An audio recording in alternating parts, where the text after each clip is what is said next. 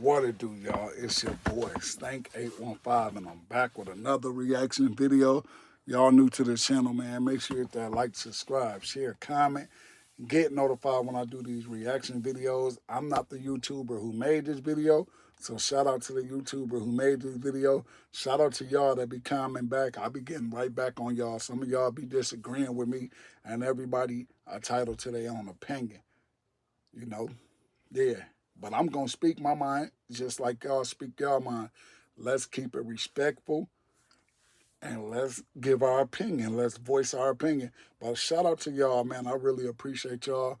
Shout out to the gang. But yeah, we got 50 Cent explaining why Eminem and Suge Knight kind of had they little differences going, they little beef. But let's get into it and see what 50 got to say. Some of this is old, some of it is recent. So let's get into it. It was like, Suge's outside, Suge's outside. Everybody like, Suge. He was running, dropping, Suge. Like, man, everybody going, I'm in front of the camera like this. Everybody's like, whoa, running. What do you think of Eminem? Is that what do you think of white rap? Well, I don't.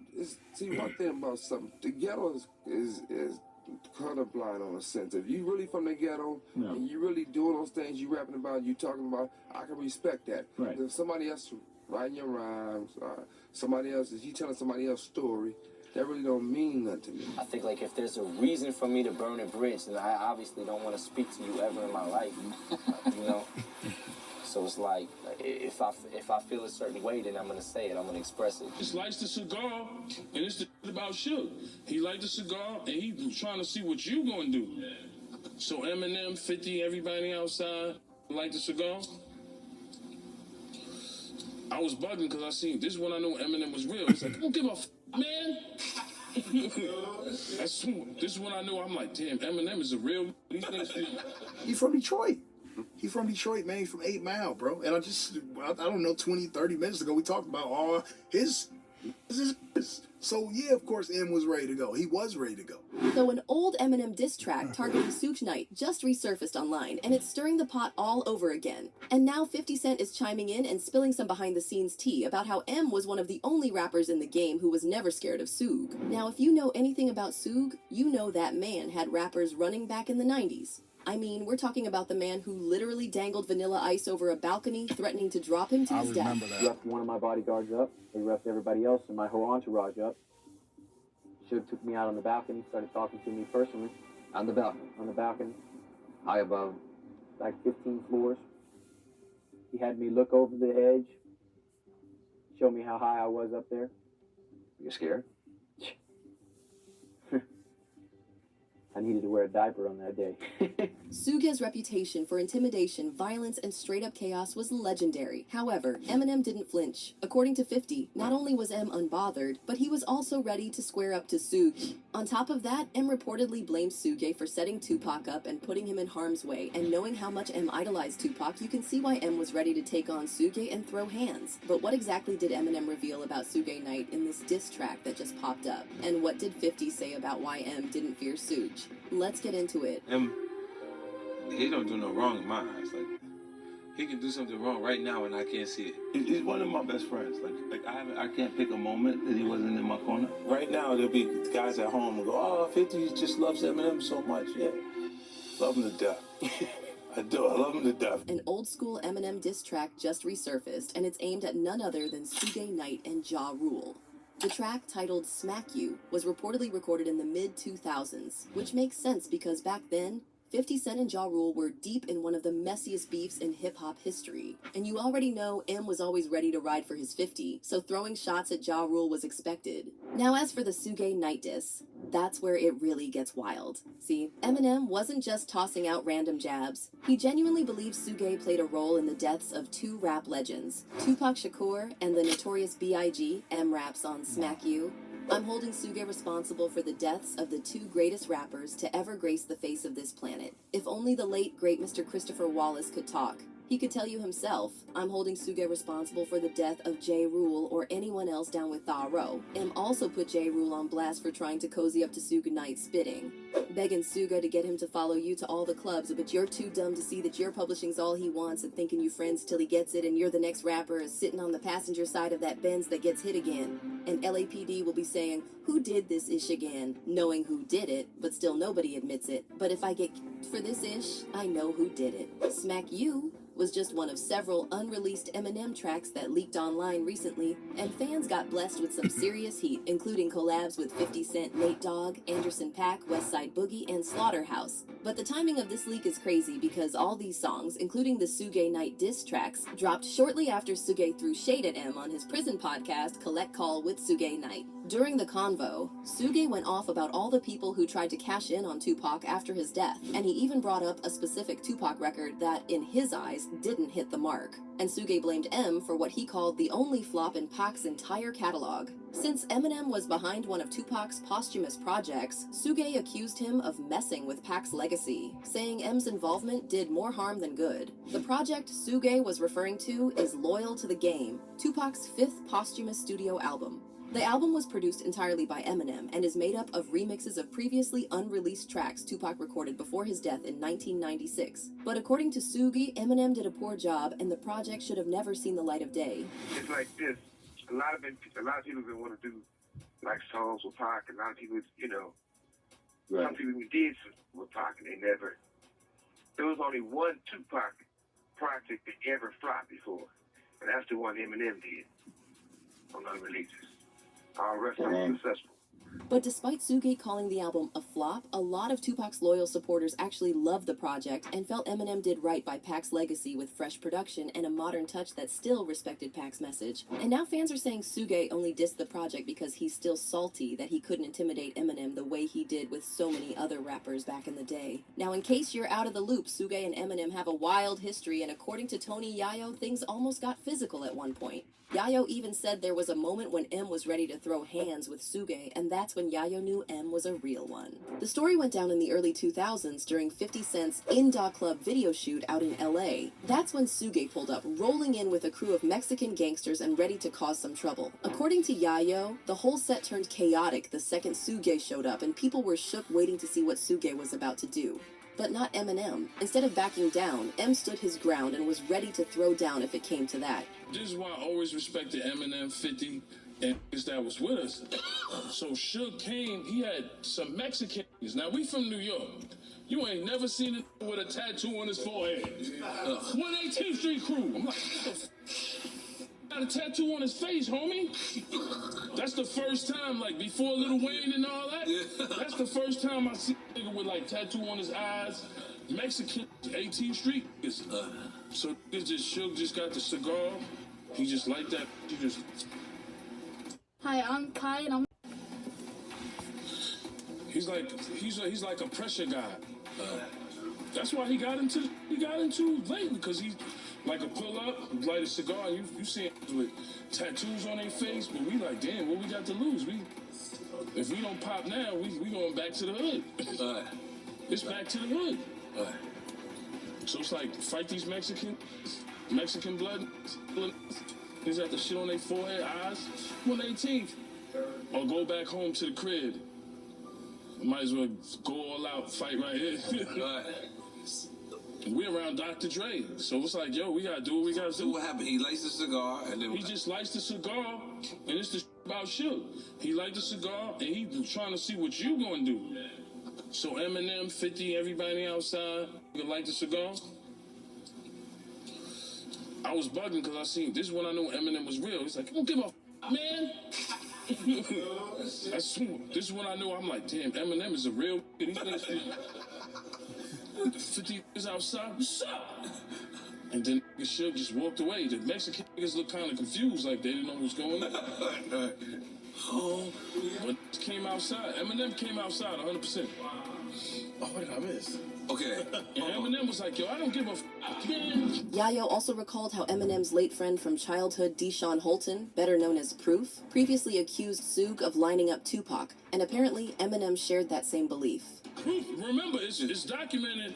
Proof told Suge, yo, Tupac, in the middle of a party. Remember, them Detroit are kind of crazy, bro. Them 7, 8 mile, them niggas always been crazy. Rest in peace to Proof. Yeah, but Proof told that Suge. In a party. Proof told Suge in a party.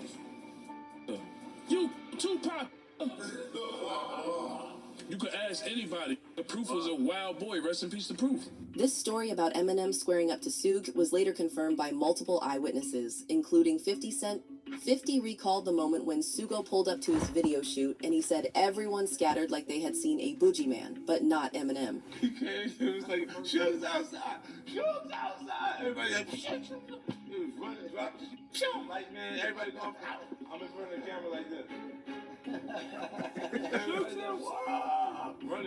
Former G-Unit member Bang M. Smurf also later recalled this incident during an IG Live and revealed that Eminem had put on a bulletproof vest before confronting Suge while 50 and Dre stayed inside.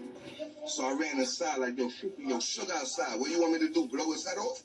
Because my Connecticut was there too. My Dream, shout out to my Dream. He do security for Fab right now. So if I'm lying, y'all can ask Dream, First Family, and my Big Vic. So I runs inside like, yo, this Suge outside. What do you want me to do? Blow his head off? Because I already know if I blow Suge's head off, I'm playing like I was scared for my life. Because remember, Suge had that image already. So I know if I killed him, I would have did like 5 years and come home. That's nothing in there. I would have been played like I was scared for my life. Just Suge Knight. I'm like, yo, Fit, you want me to blow this head off? He like, nah. Started laughing. He said, just hold it down. So I picked up a big 2x4. About to run outside. He like, nah, put that shit. Long story short, I go back outside. You know, I get hype. I'm a hype. So I'm like, yo, Suge, what's that? He blowing on a cigar.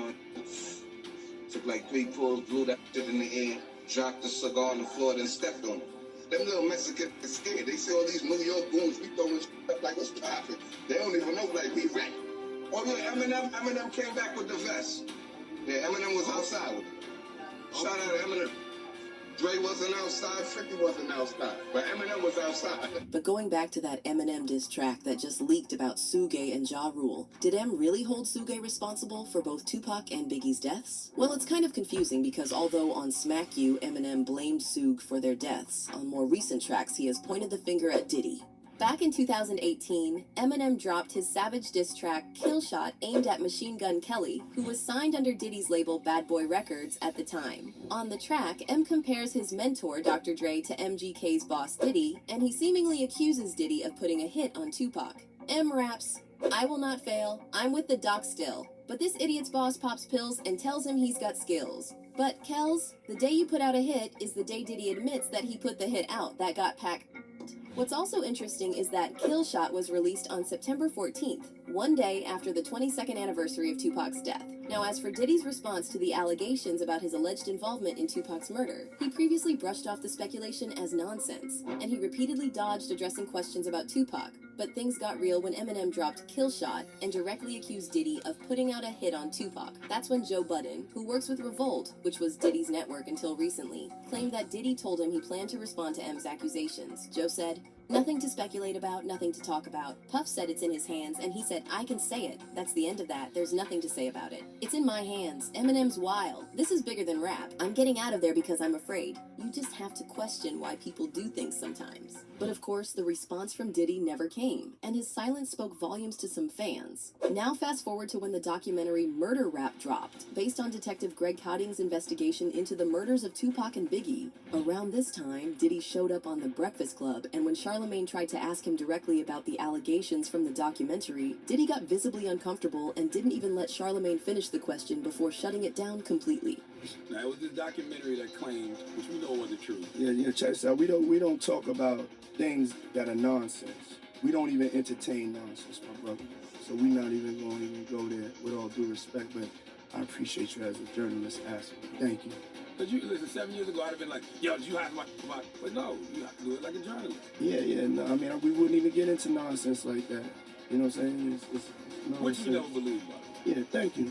However, Kill Shot wasn't the first time Eminem dissed Diddy and seemingly tried to warn us about him. The first time M threw shots at Diddy was way back in 1996 on a track called Effing Crazy, where M raps, Original bad boy on the case, cover your face, came in the place blowed and sprayed Puffy with mace. Now fast forward to 2000, and on the track Marshall Mathers, M took another shot at Diddy spitting, "You little groupie B, get off me, go F Puffy."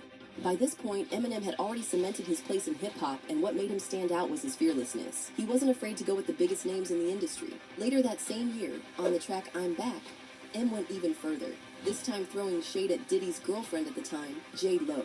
He rapped, "'Cause if I ever stuck it to any singer in showbiz, it'd be Jennifer Lopez and Puffy, you know this. I'm sorry, Puff, but I don't give an F."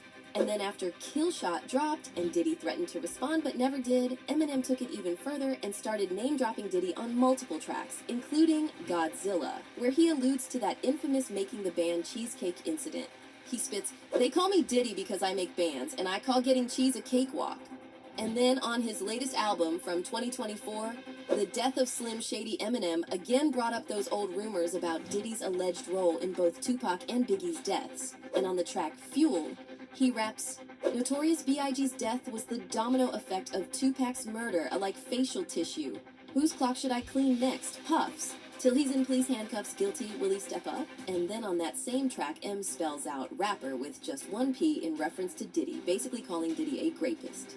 He raps, R-A-P-E-R. I got so many S-A's. Wait, he didn't just spell rapper and leave out a P, did he? And then finally on the track, Antichrist from the same album, M takes another shot at Diddy, rapping, "Next idiot asked me is getting his ass beat worse than Diddy did?" But on the real though, she probably ran out the room with his effing dildo.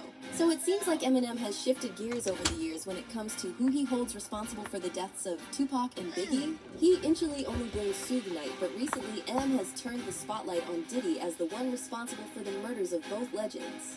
And while Suge Knight's involvement in the East Coast-West Coast feud is undeniable, there's growing speculation that Diddy is the one who actually orchestrated things behind the scenes and possibly even ordered Tupac and Biggie's murder. But let's hear your takes on all this. How do you feel about M being one of the few rappers in the game who could actually stand up to Suge Knight back in the day? And what do you think about Eminem blaming both Suge and Diddy for Tupac and Biggie's deaths? Drop your thoughts.